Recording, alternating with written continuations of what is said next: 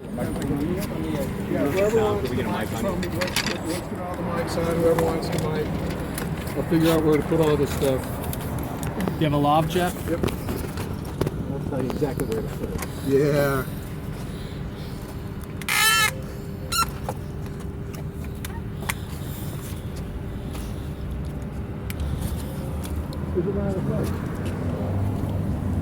Make sure. I need this for karaoke night. Pretty good.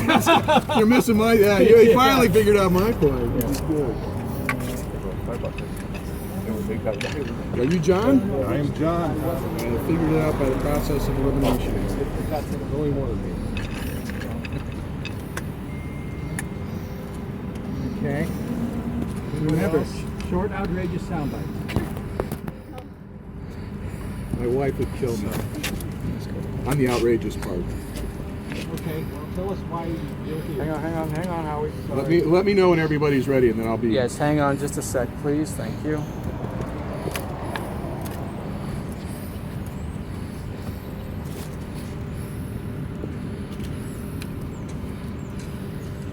Once I hear everybody say okay, then I'm good.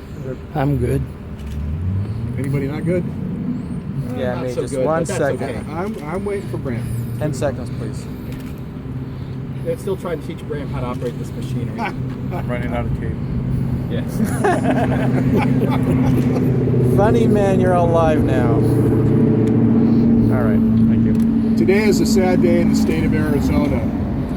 I have filed a complaint with the Attorney General Mark Brnovich today regarding the chair of the Arizona Corporation Commission, Susan Bittersmith. I have filed a substantial complaint that I've done weeks of investigation on, showing that Commissioner Susan Bittersmith is deeply engaged in the telecommunications industry, an industry that she is charged by law with overseeing and regulating. Additionally, she has been involved in the moving of an APS power substation for the Scottsdale National Golf Course. These two matters are substantial conflicts of interest, and her involvement in the telecommunications industry means she was never qualified for the office in the first instance. Today I have asked the Attorney General to start proceedings to remove her quo warranto from the office of Commissioner of the State of Arizona's Arizona Corporation Commission. Okay, assuming the AG doesn't act, what's your remedy? Is there an appeal from this, since you told me you can't file yourself? So as soon as Bob gets done tripping over here. So. Okay, Bob? Yeah, all right. The remedy would be to file an action against the Attorney General called a writ of mandamus and compelling the Attorney General to do his job. This is not unique in Arizona history. A few years back, Tony West ran for the office of Commissioner of the Arizona Corporation Commission. He was disqualified by reason of the fact that he was a licensed security dealer, a matter that always comes before the Arizona Corporation Commission.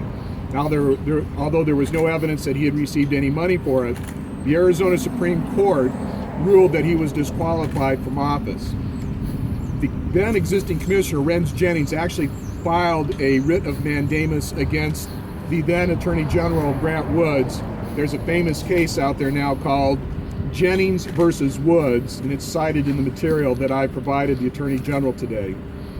I don't think it will get to the point where a writ of mandamus will be necessary to compel Attorney General Brnovich to do his job. The evidence that I provided, although substantial, is not just in quantity, it's quality, showing that she has been engaging in substantial conflicts of interest.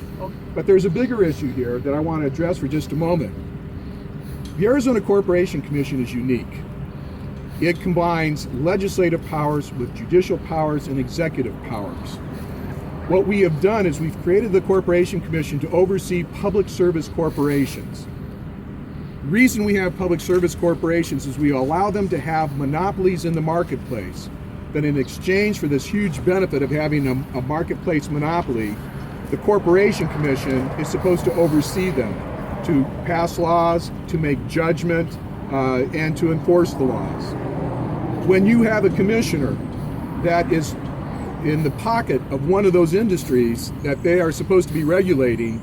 They are putting their thumb unfairly on the scale, and the only ones that are suffering are the taxpayers and the ratepayers of the state of Arizona. This is not what we elected to the Arizona Corporation Commission. Okay, but let's talk about the difference. Tony West, there is a very specific provision which says if you held a securities license within the prior 5 years, you cannot serve. This sounds more like, this seems to be a more nebulous area in terms of in terms of whether she's working for a cable company, which also happens to provide some phones. So tell me why this is different. No, she was a registered lobbyist for Cox Communications, one of the largest telecommunications entities in the state of Arizona. Their market share is probably close to 50%. And whether she received a dime or not, it doesn't matter. It's the fact that she was the lobbyist for them. Now she says in her defense, well, I was being transparent about it. I'm saying she's being blatant and brazen about it. The fact that I hand you a piece of paper and say, I'm going to cheat you, and then I cheat you, it's not a defense when I later say, I told you I was going to cheat you, but that's what's happened here. I told you I was going to be involved in these industries. No, you didn't. There were material omissions from the disclosure statements of Susan Bittersmith's financial disclosure statements filed with the Secretary of State.